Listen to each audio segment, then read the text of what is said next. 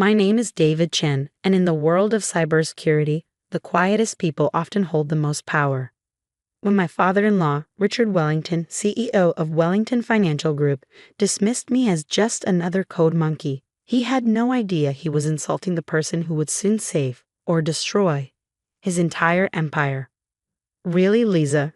Richard sighed during our weekly family dinner at Le Blanc's, his favorite five-star restaurant. When you said you were dating a programmer, I assumed he'd at least be a department head. My wife squeezed my hand under the table. After 2 years of marriage, she was used to her father's condescension, but it still bothered her. David's very good at what he does, Dad, she said, her voice tight. Richard barely glanced up from his Wagyu steak. I'm sure he is, dear. Though at his age, I was already running my first hedge fund. I focused on my laptop screen, continuing to type lines of code that would have made Richard choke on his $300 wine if he'd understood what they meant. But he didn't understand. That was the problem with old money finance types. They only saw value in things they could immediately measure. What Richard didn't know was that for the past 3 years, I've been developing something revolutionary. An AI-driven security system that could predict and prevent financial cyber attacks before they happened. Not just standard threats, my system could detect the sophisticated attacks that had been plaguing financial institutions lately, the ones that had already cost several banks billions, including, though he didn't know it yet, Wellington Financial. At least put that laptop away, Richard snapped. This is a family dinner, not your little coding club.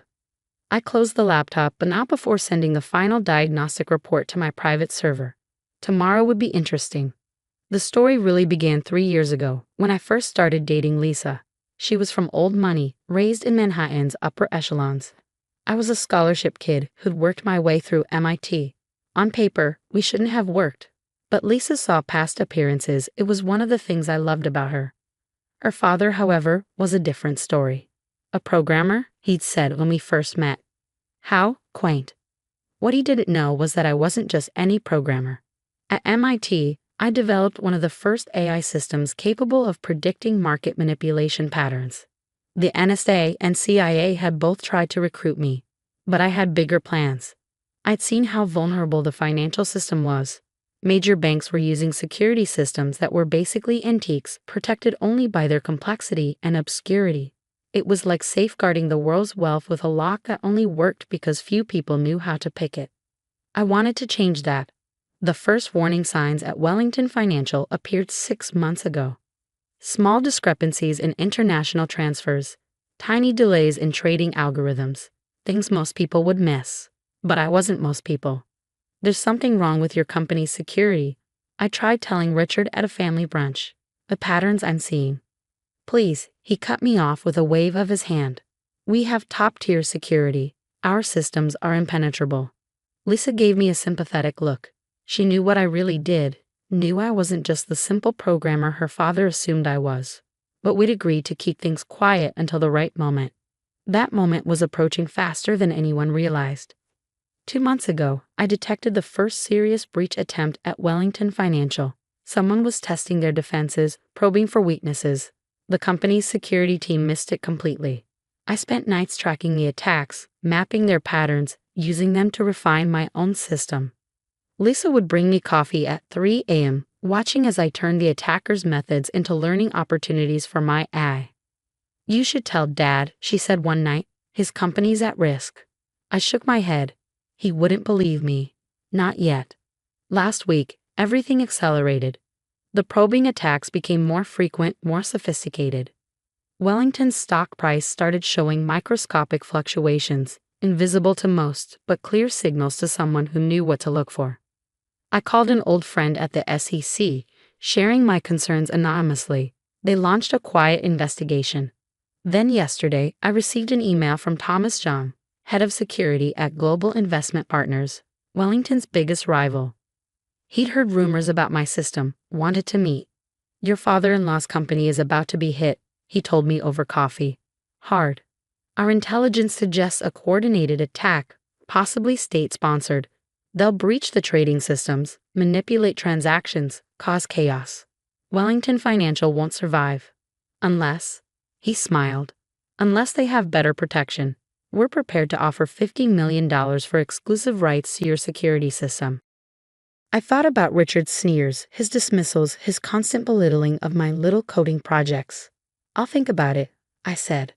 That night, during the family dinner, watching Richard mock my career choices while his company stood on the brink of disaster, I made my decision.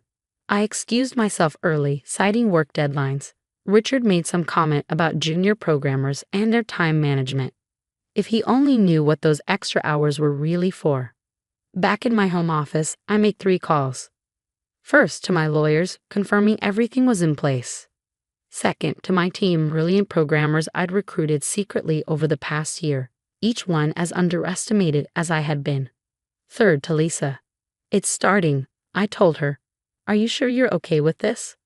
Dad needs to learn some humility, she said firmly. Do it. I began the final preparations, knowing that tomorrow morning, Richard Wellington would learn exactly what kind of programmer he had in his family, and exactly what that was worth. The attack began at 9:17 a.m., just as Wellington Financial's trading day started. I sat in my home office, multiple monitors displaying real-time data feeds, watching the sophisticated cyber assault unfold exactly as I predicted. The attackers were good, better than good. They slipped through Wellington's defenses like ghosts through walls. At 9:22 a.m., my phone rang. Lisa. Dad's having an emergency board meeting, she said. The trading systems are going haywire. They can't stop it. I pulled up the Wellington Financial stock price. It was starting to fluctuate wildly as the attackers manipulated trades, creating chaos in the markets. At 9:45 a.m., Richard Wellington finally swallowed his pride and called me. David, he said, his voice strained. Lisa suggested, she said you might be able to help. I smiled at the effort it must have taken him to make that call. I'll be there in 20 minutes. We don't have 20 men. 20 minutes, I repeated firmly. And Richard? When I arrive, you'll need to give me complete system access. No questions asked. The silence on his end was deafening. Fine, he finally managed. I grabbed my laptop and a small external drive. Lisa was waiting by the door. Give him hell, she said, kissing me goodbye. Wellington Financial's offices occupied the top floors of a gleaming Manhattan skyscraper. When I arrived, the place was in chaos. Traders were shouting into phones, tech staff ran between workstations, and the board members looked like they were witnessing a slow-motion car crash. Richard met me at the elevator, his usual imperious manner cracking under stress. The attacks are accelerating, he said, leading me to the main security room. We've lost control of half our trading systems. The SEC is calling. Our stock is in freefall. The security team looked up as I entered, 6 highly paid experts, all helpless against this attack. Their screens showed the devastation in real time. Systematic breaches of every security layer they built. I sat down at an empty workstation and plugged in my external drive. What are you doing? The head of security demanded. You can't just. He has full authorization. Richard cut in, the words clearly painful to say. I began typing, my fingers flying across the keyboard. First, a diagnostic scan using protocols I'd spent years developing. Within minutes, I had a complete picture of the attack. They're not just stealing, I announced. They're destroying. Corrupting core databases, inserting false transactions, undermining the entire system's integrity. Can you stop it? Richard asked. I turned to face him. Yes. But first, we need to talk about terms. His face reddened. Terms? The company is under attack. Exactly, I said calmly. And you need to understand exactly what you're buying before I save it. I opened my laptop, showing him the presentation I prepared. This is my AI security system. It doesn't just stop attacks. It predicts them, learns from them, evolves faster than the threats themselves. Global investment partners offered me $50 million for it yesterday. Richard's eyes widened. You're blackmailing me, now? No, I corrected him. I'm offering you the chance to understand what a junior programmer is really worth. The choice is yours. I can save Wellington Financial right now, but only if you sign a contract making my company, Chen Security Solutions, your exclusive security provider. Full creative control, $100 million for the first 5 years. He stared at me, finally seeing me clearly for the first time. You knew this attack was coming. I've been tracking it for months, trying to warn you if you bothered to listen." Another alarm blared. More systems were falling. "The contract," I said quietly, "is already drawn up. My lawyers are waiting for your call." Richard looked at the chaos around him, then at the contract on my screen. Years of condescension, of dismissal, of treating me as inferior, all of it collapsing in the face of reality. "Fine," he snapped. "Do it." I had him sign electronically, then turned back to the workstation. Now came the part I'd been preparing for years. My fingers flew across the keyboard, implementing the defense systems I'd designed.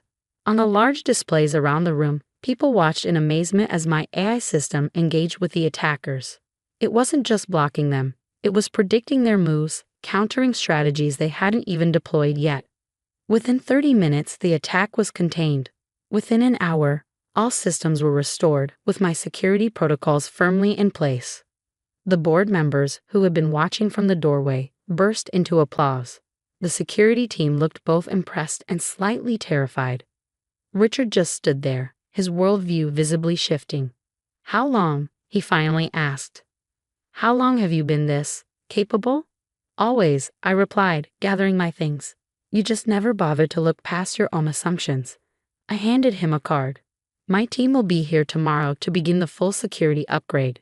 Try to be more welcoming to them than you were to me. Some of them are just programmers too." The next few weeks transformed Wellington Financial. My security system became the talk of Wall Street. Other banks, seeing how we'd repelled an attack that would have devastated most firms, began calling.